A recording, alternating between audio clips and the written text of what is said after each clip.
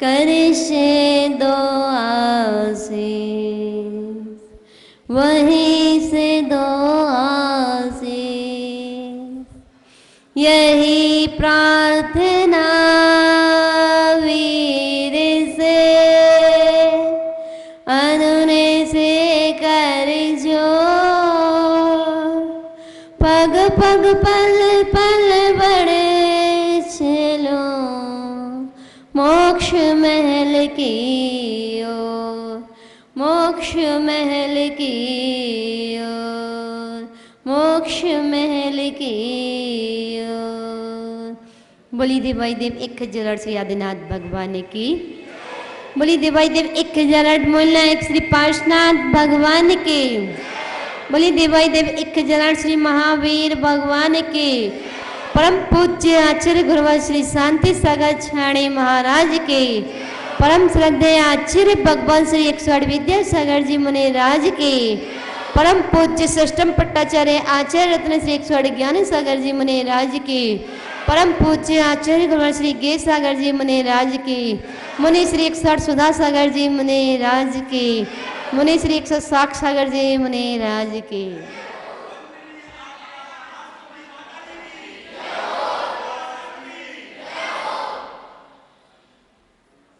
धर्म स्नेही बंधु,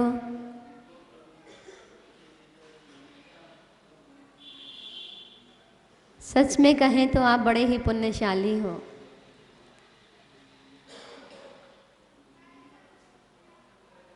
भोजन की तैयारी कोई करता है, परसने को किसी को मिलता है और करने के लिए किसी को मिलता है।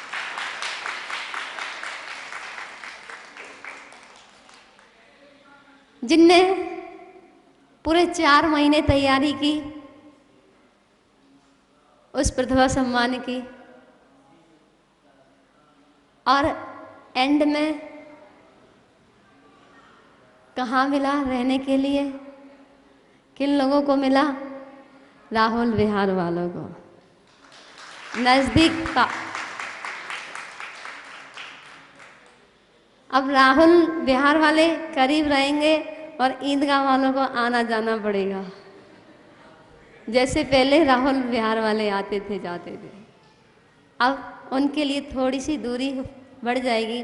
लेकिन कहते हैं जब मन में श्रद्धा होती है तो दूरी नहीं कहलाती है।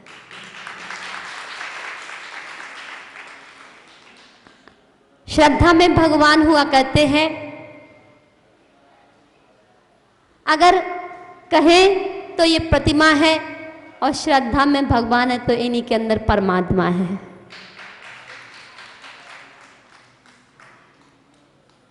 और ये नन्हे मुन्ने बच्चों को देख करके बड़ा ही आनंद आता है। अभी हम सोच रहे थे कि अभी तो यहाँ के लोग 25% दिखाई दे रहे हैं, 25% जागे हुए हैं ऐसा लग रहा है। और ऐसी कोई दिक्कत नहीं है, आप पूरी इंडिया में कहीं पर भी जाना 25% ही काम करते हैं, 25% सोए होते हैं। और 25% को कोई मतलब ही नहीं होता, और 25% को पता ही नहीं होता कि साधु संत आए हुए हैं।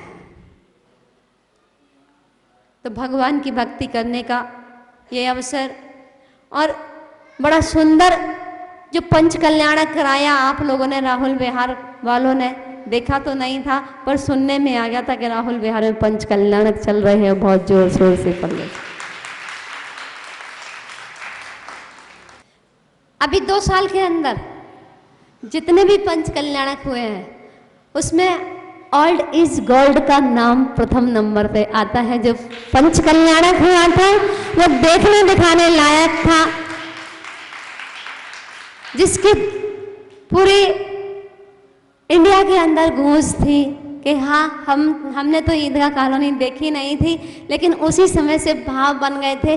लोगों ने कहा था माता जी आगरा चलिए और एक बार ईदगाह जरूर लाइए, ईदगाह बहुत अच्छी कॉलोनी है, बहुत अच्छा मंदिर बना है और बहुत अच्छे पंच कल्याणक हुए हैं। तो हमने कहा कि वो बुलाएंगे तभी तो जाएंगे। संयोग देखिए ऐसा बना कि ना ईदगाह वालों ने हमें देखा था ना हमने उनको देखा था, लेकिन चातुर्मास कराने का पुण्य ईदगाह वालों के अंदर था। और अभी भाव आया कि राहुल बिहार वाले भी अपने आप को छोटा ना समझे। माना आगरा महानगर है, छिपी टोला भोजन में नमक कहलाता है, बिना नमक का भोजन बेकार नीरस कहलाएगा, उसके बिना तुम्हारे अंदर अच्छे से पेट नहीं भर पाओगे। तो छिपी टोला आगरे का राजा है, कहें सर्वोपरि है। फिर आते हैं कमला नगर, ईदगाह कॉलोनी, नॉर्थ ईदगाह आदि, जयपुर हाउस वगैरह। राहुल बिहार भी आपका नंबर आ चुका है, लेकिन मैं आपसे यही कहूँगी कि आपने इतना सुंदर पंच कल्याण कराया और आप लोग भी साधु संतों को बुलाते रहते हैं, तो पीछे मत हटना कभी चातुर्मास कराने से। एक चातुर्मास जरूर कराना। और अगर सलाह लेनी है तो पारस कॉलोनी वालों से ले लेना, क्योंकि इन्होंने भी अपने इतिहास में पहली बार ही कराया है। कैसे कराते हैं चातुर्मास। और अब हमें विश्वास है कि अभी तक तो ये डरते थे चातुर्मास कराने में, लेकिन अब बड़े से बड़ा चातुर्मास करा सकते हैं, उनके अंदर ये पावर आ चुकी है। और मैं तो यही कहूँगी, इनको आशीर्वाद भी दे करके जाऊँगी कि ये साल में, 2 साल में, 3 साल में एक ना एक चातुर्मास अवश्य कराते रहें। और राहुल बिहार वाले भी अगर जुड़ जाएंगे इन ईदगाह कॉलोनी वालों से, छिपी टोला वालों से, तो आपको भी अवसर प्राप्त हो जाएगा। चातुर्मास कराना कोई कठिन नहीं है, कोई बड़ा नहीं है। एक बात बताओ, जिस भाई का घर छोटा होगा वहाँ नहीं जाएंगे क्या? क्या सबरी के घर में राम नहीं आए थे? क्या आए थे या नहीं आए थे? तो तुम सबरी से भी कमजोर हो क्या? है क्यों मंत्री जी? हाँ, हम तो आपके अंदर प्रेरणा देके जा रहे हैं, आप सबके अंदर कि प्रयास करना। ये नींव जो तैयार कर रहे हो, ये कल का भविष्य है। ये बच्चे जो दिखाई दे रहे हैं, ये युवा शक्ति के ऊपर एक बार हाथ रख देना इनके कंधों पे कि तुम आगे बढ़ो और तुम्हारे पीछे मैं हूं, तुम्हारे यहाँ पे 4 चांद लग जाएंगे।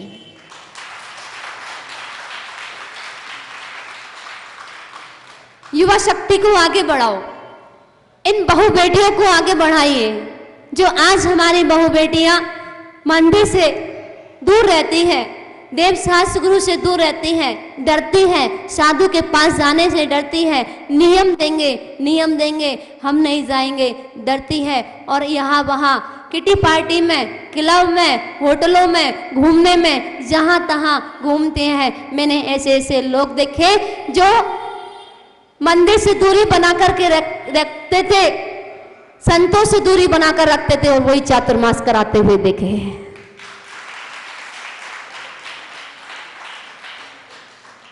ऐसे ऐसे लोग देखे जो मंदिर नहीं जाते थे, साधु संतों के दर्शन नहीं करते थे, कभी आरुकाओं के पास तो बैठते नहीं थे। ऐसे लोगों को प्रतिभा सम्मान कराते हुए देखा, और आप भी देखोगे अभी 30 तारीख को।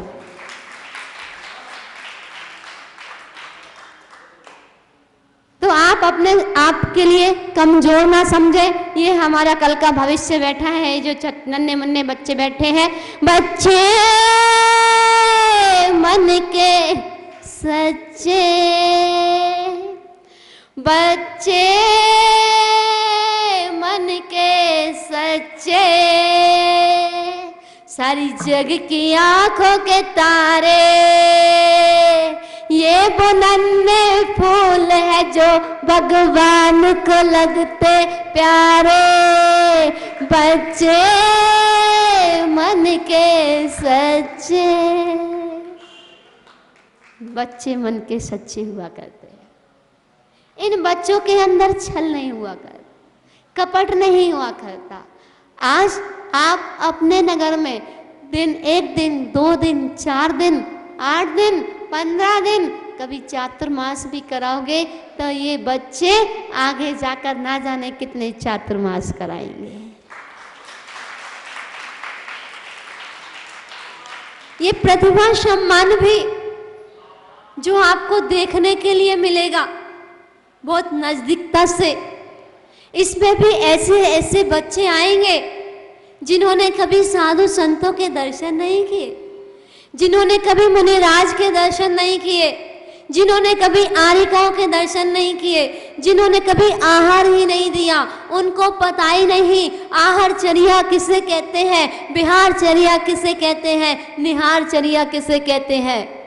मंदिरों के दर्शन ही नहीं किए। ऐसे ऐसे बच्चे जब आपके यहाँ पर आएंगे, कोई तमिलनाडु से आएगा, कोई कर्नाटक से आएगा, कोई उड़ीसा से आएगा, कोई पांडुचेरी से आएगा, कोई सूरत, बम्बई, दिल्ली, कलकत्ता आदि आदि शहरों से, जब यूपी, राजस्थान, महाराष्ट्र, कर्नाटक,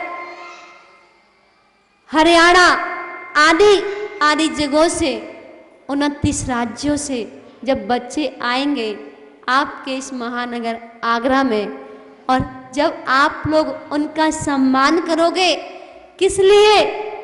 उनका सम्मान इसलिए नहीं करना कि वो पढ़ाई कर रहे हैं, इसलिए करना है उनका सम्मान कि आज हमारी युवा पीढ़ी धर्म से विमुख होती चली जा रही है, धर्म से विहीन होती चली जा रही है।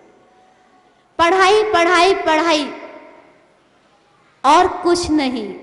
जब हम उन बच्चों को मंदिरों से नहीं जोड़ते हैं, गुरुओं से नहीं जोड़ते हैं, और पढ़ाई पढ़ाई पढ़ाई पढ़ाई के लिए दिल्ली, बम्बई, कलकत्ता, आगरा आदि इंडिया से बाहर देश विदेश भी भेज दिया करते हैं, तो बच्चे एक जाते हैं और 2 होके आते हैं।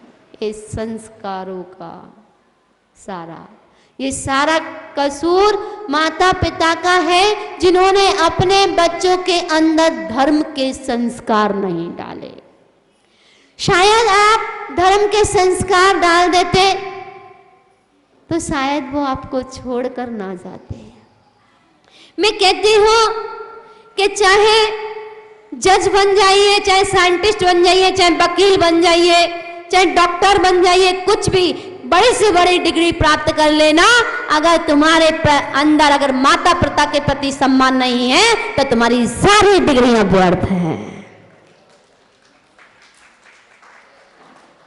और अगर तुमने कुछ भी नहीं पढ़ा और माँ बापों को पढ़ लिया, माँ बापों का अगर सम्मान है, तो सबसे बड़ी डिग्री तुम्हारे पास है। इससे बड़ी डिग्री संसार में कोई नहीं है।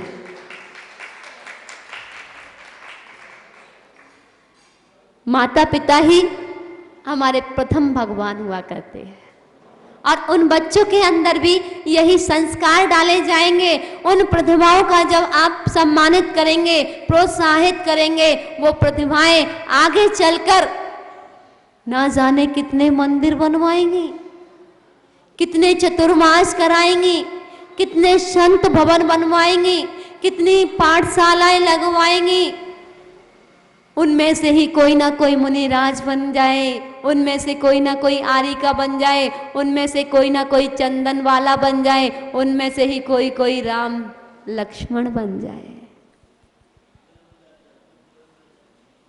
बचपन के संस्कार बचपन में काम आते हैं।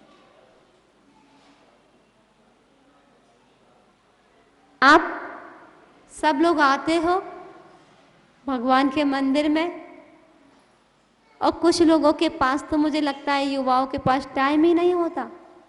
कुछ तो बाहर से ही चले जाते होंगे, बाइक पे गाड़ी पे आते होंगे, छोड़ते होंगे और रास्ते से ही चले जाते होंगे। उनके पास तो 4 सीढ़ियों चढ़ने का भी टाइम नहीं रहता।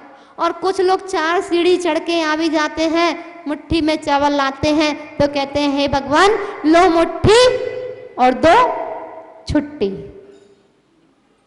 कुछ ऐसे भी होते हैं, हे भगवान लो मुट्ठी और 2 छुट्टी।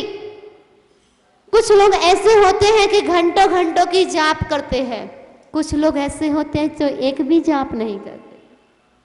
मैं कहती हूँ कि अपने जीवन में प्रत्येक दिन एक माला अवश्य फेरना।